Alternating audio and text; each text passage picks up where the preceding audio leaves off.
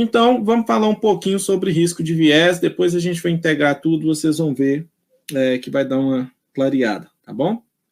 O que é o risco de viés, né? Gente, sempre eu vou falar da Cochrane, porque o padrão para a gente conduzir revisões sistemáticas é o handbook da Cochrane, tá? Lá vai ter o que a gente tem que fazer, como que a gente tem que fazer, tá bom? Recomendo muito a leitura, tá?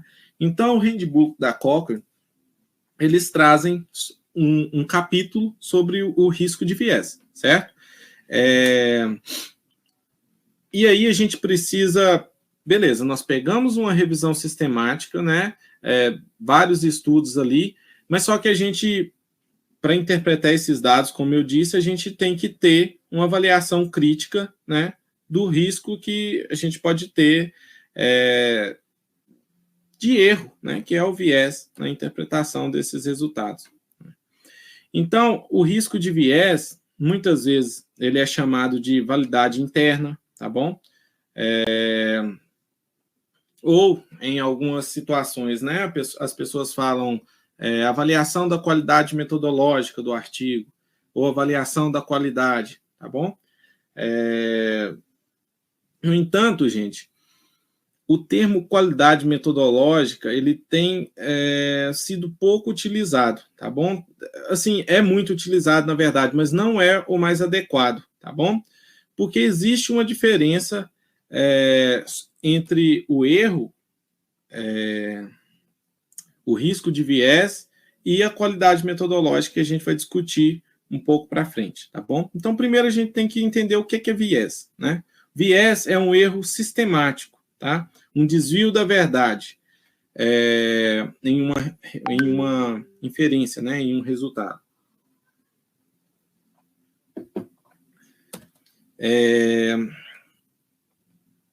E isso é diferente, obviamente, do que a gente estava falando da qualidade, tá bom? Isso por quê? Né? A qualidade...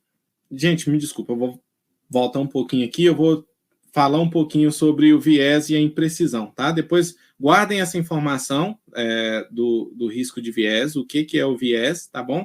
Que a gente vai falar, diferenciar de qualidade metodológica mais para frente, tá? Eu tinha esquecido que eu coloquei essa parte aqui falando sobre imprecisão, tá? Então, quando a gente vai analisar um estudo, é importante a gente ter em mente que a imprecisão do estudo, ela não tem nada a ver com o risco de viés, tá? Talvez um estudo ele tenha uma imprecisão grande, mas tenha baixo risco de viés. O que é uma imprecisão? Lembra que eu falei do intervalo de confiança, né? Então, eu tenho um intervalo de confiança grande. Isso quer dizer o quê? Eu tenho um espaço maior onde a média pode estar. Isso é ruim, né? Eu tenho uma imprecisão grande. Mas o estudo que viu isso, talvez ele tenha um risco de viés pequeno, tá bom? Então, é diferente, tá? Então, estudos com um N pequeno, estudos menores, né, geralmente eles têm uma tendência a ter uma imprecisão maior, né? Trouxe aqui de novo o exemplo, eu gosto de trazer no gráfico da meta-análise, no Floresplot, porque fica mais interessante, mais fácil da gente identificar isso, né? Então, esse primeiro estudo aqui tinha 400 pessoas, né? Quando a gente vai ver aqui, ó, o tracinho dos lados aqui, que é o intervalo de confiança, que é o que nos diz da precisão, da imprecisão, ela é pequena, tá vendo? Já esse estudo com o N pequeno, né? Aqui de 61 pessoas, olha o tamanho do traço aqui, né? Então, ele tem uma imprecisão maior, tá? Agora sim, a gente vai para o tópico que eu ia dizer, né? A diferença sobre risco de viés e qualidade metodológica. Por que que nas revisões sistemáticas a gente tende a colocar risco de viés, tá? E não qualidade metodológica? Porque são coisas diferentes, tá? E eu vou dizer por quê. Em alguns, o termo qualidade, né? Ele nos diz sobre o que é possível fazer, né? O que foi feito dentro do que é possível. Vou dar um exemplo. Em alguns estudos, é impossível a gente tirar um determinado viés. Por exemplo, em uma situação que eu vou realizar um estudo que eu não consigo cegar o participante. Então, se eu estou fazendo um ensaio clínico randomizado, coloquei um grupo para fazer intervenção, um grupo para não fazer intervenção. O que é ideal? Que nem os participantes saibam o que cada um tá fazendo, se ele está no grupo controle ou se ele está no grupo intervenção. Então, por exemplo, um exemplo fácil para fazer isso seria eu dar um medicamento real, né, o tratamento, e o outro eu dar uma cápsula de comprimido, mas vazia, certo? Aí o paciente não sabe se está recebendo vazio ou se ele está recebendo com remédio, ou se ele está recebendo com remédio ou com, sei lá, farinha dentro, açúcar, né? O paciente está cego. Mas, em um outro exemplo, sei lá, efeito do exercício físico, por exemplo, em um determinado desfecho, né? Não tem jeito. O paciente sabe quando ele está e quando ele não está fazendo o exercício, né? Se ele está no grupo de exercício ou se está no grupo controle, correto? Nesse caso, é impossível cegar o paciente. Vou dizer que o meu estudo é de baixa qualidade porque eu não consegui cegar o paciente nessa situação? Não posso falar isso. O estudo está na maior qualidade que é possível, né? Então, isso é uma qualidade metodológica alta. No entanto, o viés de não cegamento do participante ainda existe. Então, o estudo tem esse risco de viés, tá? Então, um estudo que tem o maior padrão de qualidade metodológica possível, ele pode ter o risco de viés em determinado ponto, devido à logística mesmo, o quanto é possível eliminar esse viés, né? Em alguns estudos, simplesmente não é. Então, existe essa diferença.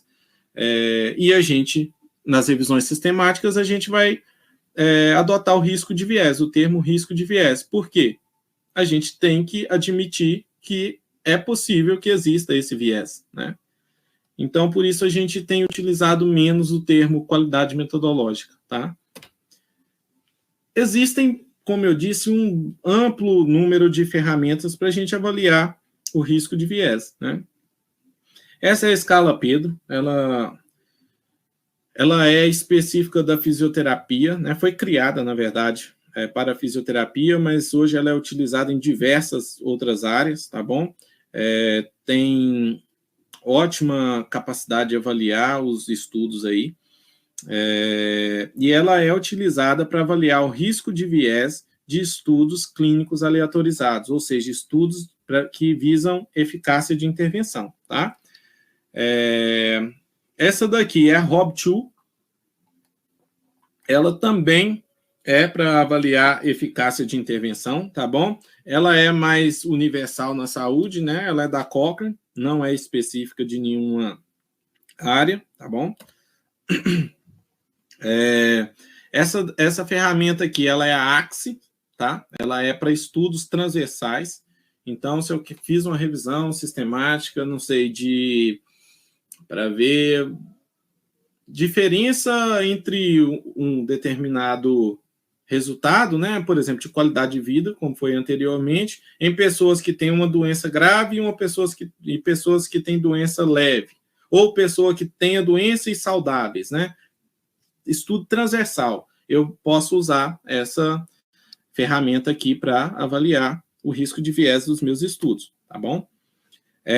Aqui eu tenho a Amstar 2, tá? Essa ferramenta, ela é utilizada para avaliar o risco de viés de revisões sistemáticas, tá bom? De intervenção, tá? Então, se eu quero saber se uma revisão sistemática, o risco de viés dela, eu vou usar a Amstar 2, tá? Eu tenho a KIPS, que é uma ferramenta que avalia o risco de viés em estudos de fator prognóstico, tá bom? Então, eu quero ver o quanto um determinado parâmetro influencia em um desfecho no futuro do paciente, tá? Nesse tipo de estudo, eu posso usar a KIPS, tá? Tem a Newcastle Ottawa, né? Ela é utilizada em estudos coortes, estudos de caso controle, tá? tem sido cada vez menos utilizada, mas ainda revisões sistemáticas ainda usam, tá bom? Ela tem uma baixa confiabilidade, tá? Então, cada autor encontra um resultado nela, por isso ela tem caído muito em desuso. Aqui eu trouxe essa ferramenta da CASP, tá? Que ela é utilizada para avaliar o risco de viés em pesquisas qualitativas, tá bom? Beleza, então vou partir para o próximo ponto, que é a análise estatística da minha revisão sistemática. Aqui entra a meta-análise, tá bom? Então, olha, quando possível, nós pretendemos realizar uma meta-análise usando, enfim, 95%, o intervalo de confiança 95%, não vou adentrar isso aqui não, tá? E eu fecho meu protocolo. Gente, até aqui eu estava falando do que tem que ter no protocolo, tá? Fecho meu protocolo com os dados dos membros do estudo e filiação, né? Então, aqui, Wesley Tanô Silva, Universidade Federal dos Vales de Jequitinhonha e Mucuri, e assim por diante. Fiz isso, escrevi meu protocolo. Meu protocolo tem que ter um título identificando que é um protocolo de revisão sistemática, uma introdução afunilando para o meu objetivo, então tem que ter o meu objetivo no final da minha introdução, tem que ter os métodos, nos métodos eu tenho que falar da minha estratégia de busca, né? Onde eu vou buscar meus dados, a origem dos dados, como eu vou fazer essa estratégia de busca, meus critérios de elegibilidade, quais estudos eu vou incluir, né? Qual a população que eu pretendo ver, né? Se alguma coisa funciona ou não, se prediz ou não, em qual população, qual é o meu comparador, comparado ao quê, né? Qual o meu desfecho, tá bom? Isso tem que estar no meu protocolo. Como que eu vou avaliar o risco de viés, tá? Qual ferramenta que eu vou utilizar para avaliar o risco de viés? Essa avaliação, ela tem que ser feita por pares, tá bom? Mais para frente eu vou falar sobre isso. O que é fazer uma avaliação por pares? Eu faço, o Ítalo faz, depois a gente senta e vê se a gente fez igual. Se tiver diferente, a gente pode entrar em um consenso depois de discutir, ou se a gente não conseguir chegar nesse consenso, a gente tem que ter um terceiro revisor que vai bater o martelo, tá bom? Geralmente, esse terceiro revisor é alguém que tenha maior expertise na condução de revisão sistemática ou no assunto, tá? Feito isso, meu protocolo está prontinho, método bem descrito, vou submeter meu protocolo. Existem várias plataformas, tá? A mais utilizada é a Próspero, tá bom? Para submissão de revisões sistemáticas. Ultimamente, tenho utilizado também a Open Science Framework, que é uma plataforma de ciências abertas, né? Então, tem várias ferramentas que podem ser utilizadas na Open Science Framework, dentre elas o registro de protocolos, tá bom? Beleza. Escrevi meu protocolo, agora eu tenho que escrevi meu protocolo, registrei meu protocolo, tenho que conduzir a minha revisão sistemática. O que eu faço depois de tudo planejado, né? Preciso fazer minha busca. Então, eu vou fazer a minha busca nas bases de dados que eu coloquei no protocolo que eu submeti, tá? Então, lá eu tenho que ter colocado quais as bases de dados. Então, PubMed, Embase, Sinal, Scopus, enfim, né? Existem várias aí. Vou realizar minha busca. Aqui é um exemplo, tá? De uma busca que eu fiz na Embase, tá bom? Medline. Então, após eu fazer as buscas, eu vou exportar isso para algum software de gerenciamento de referências, né? Eu posso fazer isso no EndNote. Tem muita gente usando um site que é o Rayon, tá? Que ajuda bastante aí também nesse processo. E o que eu vou fazer aqui? Exportei, então, aqui dados aqui, ó, artigos encontrados em todas essas bases de dados aqui. Vamos supor que deu, sei lá, 7.000 artigos, né? Primeiro passo, exportei para o meu software de gerenciamento de referências, né? O que eu vou fazer agora? Eu preciso retirar aquilo que está duplicado, né? Que veio 2 vezes ou mais, né? Então, talvez um artigo estava na Medline, estava na Embase, estava na Cochrane, e aí veio 3 vezes para minha busca, na minha estratégia de busca. Eu preciso remover tudo que está duplicado, tá? Então, alguns softwares ajudam a fazer isso, eles fazem isso para a gente, removem as duplicatas, e aí a gente extrai o resto manualmente, tá bom? E aí, depois que eu faço isso, aqui no EndNote eu trouxe um exemplo, tá? Então, aqui eu tenho todos os artigos, né? Essa revisão aqui deu um total de 4.650 artigos, a priori. E aqui eu crio grupos, ó, duplicatas, para colocar algum guideline que eu for achando que depois eu quero ler, mas isso aqui não faz parte da revisão, não, né? O que a gente tem que prestar atenção aqui, ó? Então, eu tenho aqui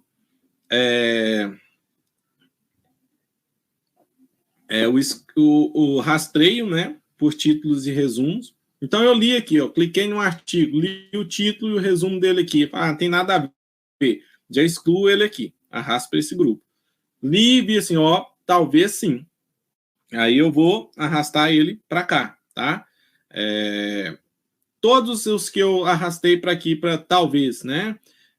Depois eu vou ter que ler o texto completo deles. Se eu li o texto completo e vi que eles podem ser incluídos no meu estudo, aí eu vou incluir, tá?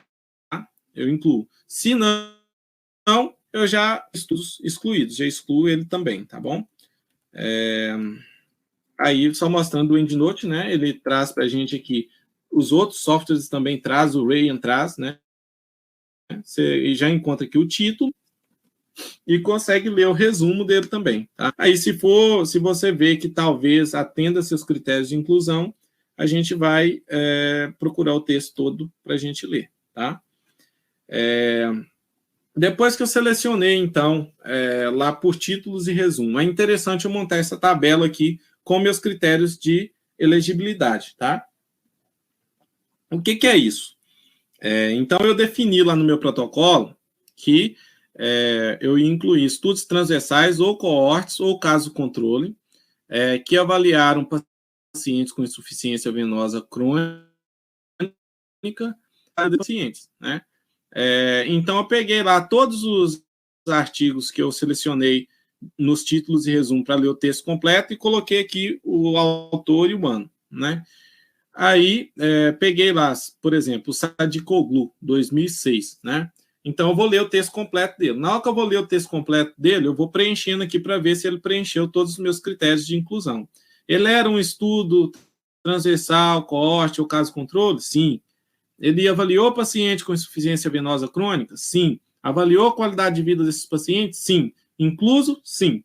Né? Agora que esse Stiffer, 2011, né? Era coorte transversal quase controle? Não. Avaliou pacientes com insuficiência venosa crônica? Sim. Avaliou qualidade de vida? Sim. Incluído? Não, porque ele não era o meu desenho de estudo. Então, para ser incluído, eu tenho que atender a todos os meus critérios de inclusão, tá? Vou extrair os dados, né? Então, se eu quero extrair os dados, vou colocar aqui a extração de dados obviamente, só desses que foram incluídos, tá? Dessa coluna aqui. Então, aqui deu 1, 2, 3, 4, 5, 6, 7, 8, 9, 10. Então, 10 dos 10 incluídos, eu vou extrair os dados dele.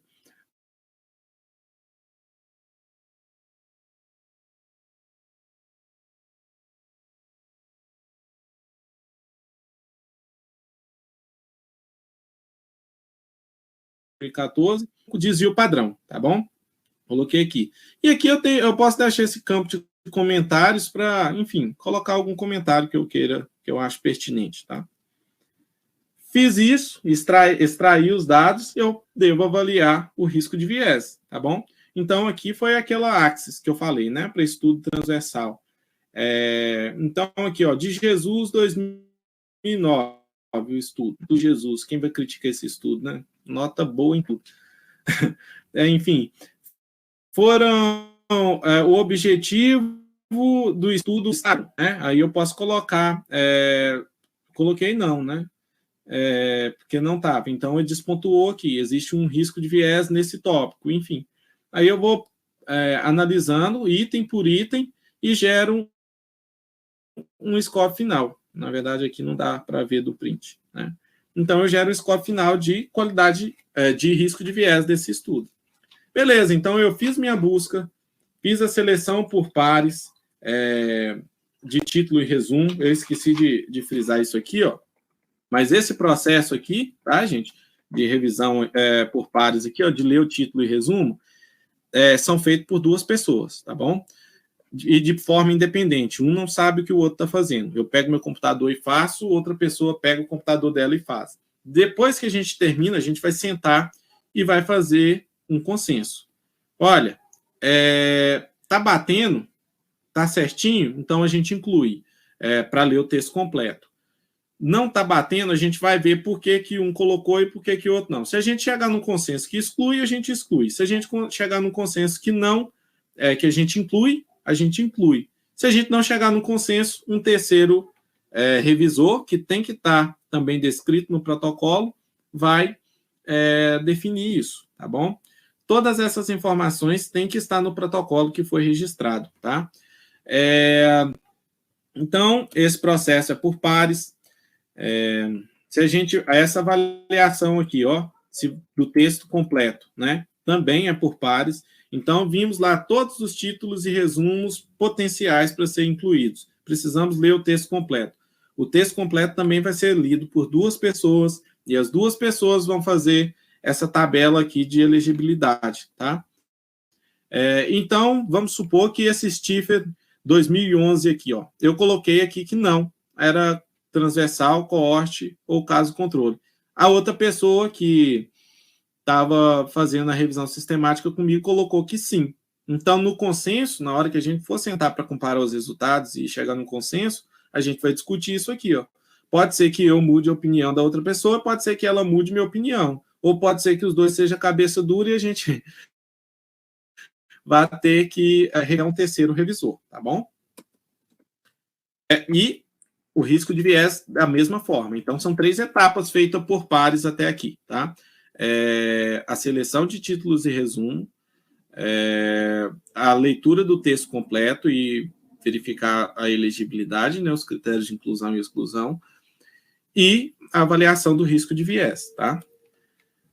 Pronto, então a gente está com dados, nós extraímos nossos dados, desculpa, gente, a extração dos dados também é por pares, tá?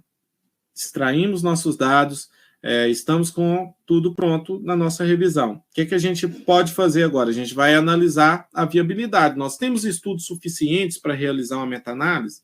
Temos condições para realizar essa meta-análise? Beleza, vamos sintetizar esses dados em uma síntese quantitativa, que é perfeito. Aí a gente vai ter, de fato, uma síntese do resultado, né, da nossa revisão sistemática. Então, aqui, eu quero deixar ainda mais frisado isso. A meta-análise, ela é um processo de análise, tá bom? Ela não é um tipo de estudo, tá? E a gente tem diversos softwares que vão ajudar a gente no processo de meta-análise, tá? A gente tem o R, que é um software que faz quase tudo e é gratuito, mas exige muito de linguagem, de programação, ele é um pouco complexo. Temos o Medcalc, o Stata, que também é muito bom, mas é pago, né? Comprehensive Meta-Análise, o Heavy existe uma versão livre dele, tá? Então, a meta-análise, como eu falei antes, ela é uma síntese dos nossos resultados, tá? E ela vai ser, geralmente, ela vai ser apresentada por um gráfico que chama Forest Plot, tá? Ou gráfico de floresta, né, em português. E existem 3 principais meta-análises mais comuns, tá, gente? Não são mais importantes, são mais comuns e é o que eu vou dar uma pincelada aqui hoje. São meta-análises de dados dicotômicos. O que é dados dicotômicos, né? Então, por exemplo, a pessoa melhorou ou não melhorou? A pessoa morreu ou não morreu? A pessoa sente dor ou não sente dor, né? Então, é dicotômico. Existem 2 possibilidades, sim ou não, né? A meta-análise de dados contínuos. Então, eu quero ver, por exemplo, de 0 a 10, quanto a dor reduziu, né? Então, eu tenho aqui um contínuo, não é sim ou não mais, né? Não é dor ou não dor, é de 0 a 10. Qual a diferença de um grupo que fez um tratamento com um grupo que não fez, né? Nessa escala de 0 a 10. E prevalência, né? Quantos por cento tem essa condição de saúde? Quanto por cento sente dor? Quanto por cento apresenta sintoma tal, né? Então, esses 3 tipos, basicamente. Aqui eu tenho a meta-análise de diferença de média, muito utilizada em estudos de intervenção, tá bom? O que eu tenho que saber? Cada um desses, na horizontal, que é um estudo, né? Como está esquematizado, o tracinho, como eu falei, a média quadrado geralmente representa o N, tá bom? Quanto maior o quadrado, maior o N. E aí é legal fazer aquele exercício de reflexão que eu falei antes, né? Quanto maior o N, menor a minha imprecisão ou intervalância, tá bom? Aqui no meio, a gente tem uma linha representada pelo zero. O zero em dados contínuos, ou seja, diferença de média contínua entre 2 grupos que eu quero ver, né? Essa linha no meio aqui, ela é representada pelo zero. E o que é a linha? A gente chama ela de linha de nulidade ou linha de não efeito. Qualquer estudo que tocar nessa linha está dizendo para a gente o seguinte, não teve diferença entre um grupo e outro estatisticamente significante, né? Mas esse aqui tocou, tá à esquerda da linha. Problemas. O intervalo de confiança tocou, quer dizer que não teve efeito. Então, eu tenho esse estudo aqui mostrando que foi diferente para a direita, e tenho 3 estudos aqui que tocaram na linha de nulidade, então eles dizem que não teve diferença, e tem esse estudo aqui à esquerda mostrando uma diferença à esquerda, né? A síntese de tudo vai ser o diamante, e o diamante está tocando a linha de nulidade. O que quer dizer isso? Não tem diferença, tá? Aqui o exemplo de uma revisão pronta, né? Em que não teve diferença. Eu fiz uma síntese desses 3 estudos e, apesar do diamante estar mais à direita aqui, ele ainda toca na linha de nulidade, na linha de não efeito, que é o zero, tá? A dos dados dicotômicos, que eu falei, né, que é sim ou não. Não vou aprofundar nisso aqui, gente, mas geralmente, quando é menor do que 1, indica proteção. Quando é maior do que 1, indica risco. Geralmente, tá, gente? Se a gente for adentrar, a gente vai ver várias possibilidades aqui, mas só para a gente entender o gráfico, tá? Então, quando é desfecho dicotômico, sim ou não, morreu ou não morreu, sente ou não sente, a linha de nulidade da gente ela vai ser representada por 1, tá? E a esquerda geralmente indica proteção. Então, eu fiz, por exemplo, eu vi em um coorte, né? Queria ver se prática de atividade física preveniu morte, né? Então, eu tenho 2 opções: morreu ou não morreu. Se esse resultado está menor do que 1 que geralmente ele indica proteção. Então, a minha prática de atividade física, o meu elemento que eu quero ver como um fator prognóstico, que é a atividade física, ele evitou morte. Agora, se eu botei o paciente para fazer atividade física e esse diamante aqui veio para cá, para depois do 1 aqui, aí é um fator de risco, sabe? Isso aumentou a probabilidade do desfecho morte, tá? Mas isso depende. Se for do desfecho, assim, de várias coisas, tá? Mas, a grosso modo, na maioria das vezes, é isso. Menor do que 1 significa proteção, maior do que 1, risco, tá? E a lógica é a mesma, tá, gente? Encostou na linha de nulidade, é não efeito. A diferença é que aqui, nossa linha de 1, tá? Aqui, o exemplo de uma revisão sistemática. Então, eu tenho o diamante aqui, ó, a síntese de tudo, bem à esquerda de 1 aqui, ó, favorável ao tratamento, ou seja, o tratamento aqui, ele foi protetor, né, em um determinado desfecho. E eu tenho as meta-análises de prevalência. A meta-análise de prevalência, ela não vai ter essa linha de nulidade, ela vai ser assim dos dados. Então, vamos supor que esse estudo encontrou prevalência de, sei lá, 10, esse aqui de 20, esse aqui de 15, esse aqui de 22. Aí a média ponderada, né, que é a meta-análise, eu ia aqui 7,3%, tá? Aqui um exemplo também de uma revisão sistemática. Olha, vários estudos, e esse é o diamante final, tá? Então, aqui deu 12%, né, aqui, tá? Bom, pessoal, era isso, tá? Eu tentei simplificar bastante, é um tema muito grande, então, assim, para cada uma das coisas que eu disse aqui, deveria ser uma aula, tá? Eu tentei dar uma pincelada em conceitos de revisão sistemática, tá bom? Queria ter falado um pouco sobre condução da meta-análise, seria interessante falar sobre buscas, mas fica oportunidades futuras aí, tá? Para quem sabe a gente discutir isso.